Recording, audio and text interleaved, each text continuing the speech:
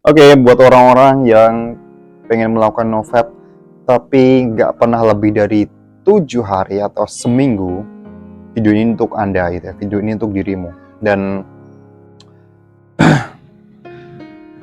ada banyak faktor yang membuat orang itu nggak bisa lebih dari seminggu gitu ya. Katakanlah mungkin karena kebiasaanmu PMO dulu, itu dulunya setiap hari atau bahkan lebih. Kebiasaan PMO kamu tuh intens, dan yang pengen saya sampaikan di sini adalah nggak usah malu dengan kondisimu yang dulu. Kalau kamu udah berhasil atau kamu udah memutuskan untuk ibaratnya tuh mengambil jalan nofap atau bertobat, itu kamu udah berada di jalan yang sangat benar, kamu udah berada di jalan yang bagus banget itu ya. Dan saya respect dengan dirimu kalau kamu udah memutuskan jalan tersebut.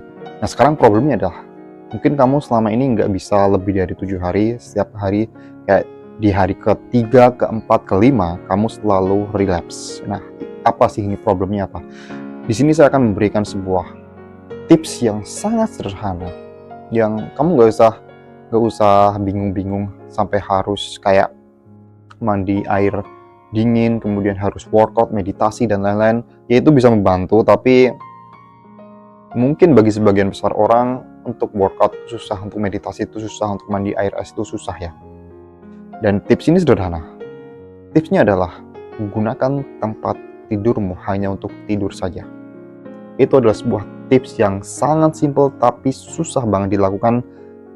Dalam artian itu tuh gampang, tapi kadang karena kita tuh udah terbiasa menggunakan tempat tidur untuk rebahan, untuk scrolling, untuk lihat media sosial, sehingga itu bisa memicu diri kita untuk relapse. Katakanlah gini lah, mungkin kamu tuh ke-trigger nonton konten sosial media dan kebanyakan itu ketika kamu rebahan. Perkara mungkin kamu melakukan PMO-nya itu di kamar mandi, 90% trigger itu terjadi di atas ranjang kamu ketika kamu rebahan gitu ya. Dan di sini saya berbicara, maksudnya di atas ranjang itu bukan berarti terus kemudian kamu pindah ke lantai gitu ya. Intinya adalah rebahan. Kamu rebahan boleh, tapi rebahanlah ketika kamu sudah merasa ngantuk dan pengen tidur. Nah, ketika kamu membatasi diri kamu untuk rebahan, membatasi diri kamu waktu kamu di atas tempat tidur, itu akan membuat dirimu produktif karena ya kita tahu bahwa rebahan itu adalah pembunuh produktivitas paling tinggi gitu ya. Dan mungkin kalau misalnya kalau kamu rebahan, kamu murni pengen rebahan atau apa gitu ya, usahakan jangan dengan handphone kamu. Jauh-jauhkan handphone kamu dari tempat tidurmu. Itu akan mengubah hidupmu dan membuat dirimu terhindar dari trigger, terhindar dari sosial media, terhindar dari keinginan untuk membuka situs porno. Itu sangat valid, dan itu yang dulu saya lakukan dengan menghindarkan diri saya dari handphone yang ada di tempat tidur saya. Dan jauh lebih penting adalah gunakan tempat tidur untuk tidur saja. Mungkin kalau kamu udah punya pasangan, udah punya istri, gunakan tempat tidur itu hanya untuk tidur dan berhubungan seksual.